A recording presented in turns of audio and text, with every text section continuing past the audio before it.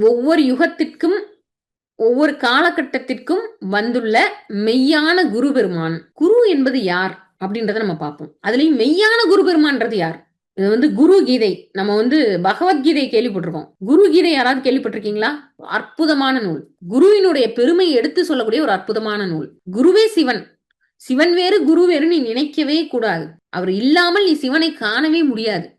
அதனால நமக்கு ஒரு மெய்யான குரு பெருமானோட துணை தேவையாக இருக்கிறது. எப்ப தேவை? அந்த ஆபத்து எல்லையில் நிற்கும் பொழுது தேவை. மெய்யான குரு பெருமான் கிடைக்கவில்லை என்றால், குரு கிடைக்கப் பெறாதவன் எப்பேற்பட்ட ஒரு வாழ்வு வாழ்ந்தாலும், அந்த வாழ்க்கை எதற்கான வாழ்க்கை தான்? என்ன அவன் திறமையா வாழ்ந்தாலும், என்ன அவன் புத்திசாலித்தனமா பெயிண்ட் அடிச்சாலும், என்ன புத்திசாலித்தனமா வீடு கட்டினாலும், என்ன புத்திசாலித்தனமா வீட்டுக்குள்ள ரூம் கட்டினாலும், அது எதற்கானது அப்படின்னா, நிரந்தரமற்ற அந்த வாடகை வீட்டுக்கு அவன் செய்யக்கூடிய செலவு.